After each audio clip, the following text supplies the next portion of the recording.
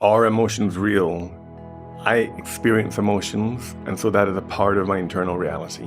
What we do with what we're experiencing is when the mind becomes involved, it will then categorize and create delineations and structures in order to try and understand reality. And that is an act of the mind.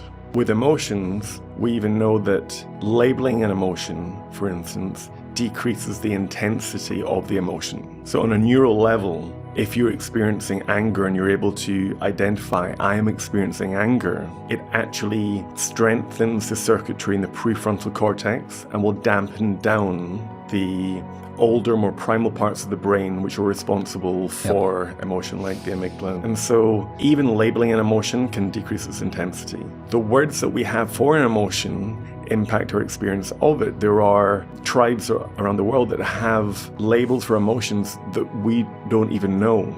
Scientific understanding is that they will experience emotions that we don't, because we don't even have a word for it. We could get lost in this, but essentially what I bring it back to is what is most effective. Even if we tie it into high performance is taking effective actions at effective times. When we often make poor decisions is when we're acting from a place of emotion.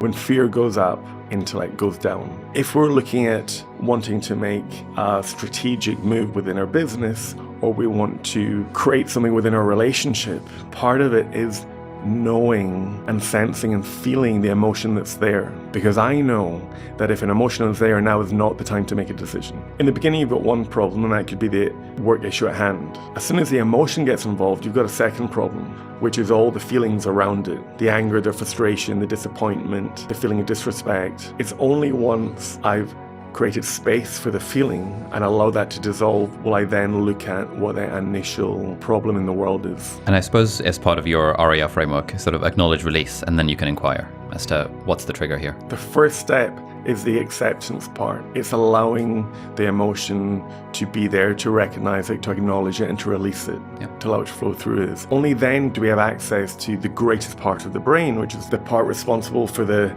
judgment of a situation, holding multiple options in mind, assessing and weighing up the balance, impulse control, that executive control of what to do next. That comes into play, and we can use the mind as a tool to reflect. And the Stoics would do that. They would create times during the day where they would reflect on their life, or on what makes a meaningful day, or on what they're taking for granted, or on where their worker growth is. But the first part has to be the acceptance, the allowance, before the change can take place.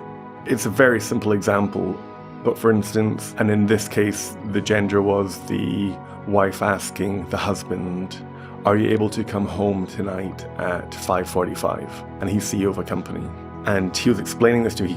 He's like, I just felt so frustrated and angry because she knows I can't come home at 5:45 on a Tuesday because I've got that board meeting. And I was saying, look, why are you putting this pressure on me in order for me to be home whenever you know I can't? You need to be more understanding. And he got frustrated, angry at her, and then she got defensive and got upset with him, and it led into a spiral. What he was doing was he was acting from the emotion. So there are three things, or three traps that people fall into. One is they try and avoid the emotional pain. We try and avoid it, reject it, negate it, push it down, and just not feel it.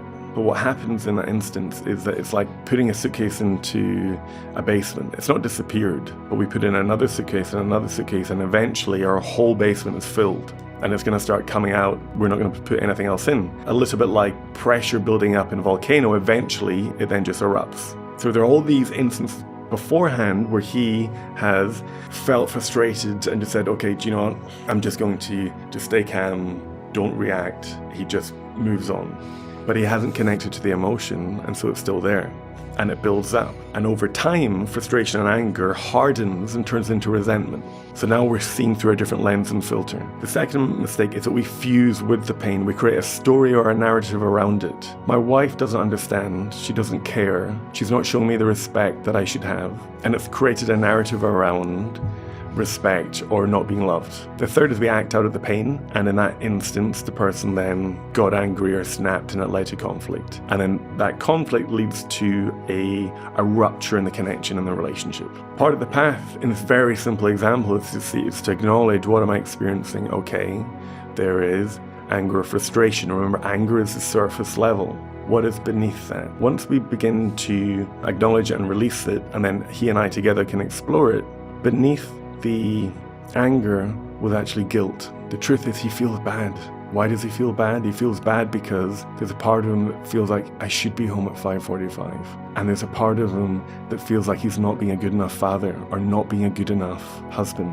Now, the mind will try and protect us from that, because that's a hard truth to hold. So what will it do? It will then turn it around and attack the other person, saying, you're making me feel like a bad husband, or you're making me feel like I'm not doing enough. No. If we ever feel hurt or upset or resentful or angry about something, part of us is holding that same judgment towards ourselves.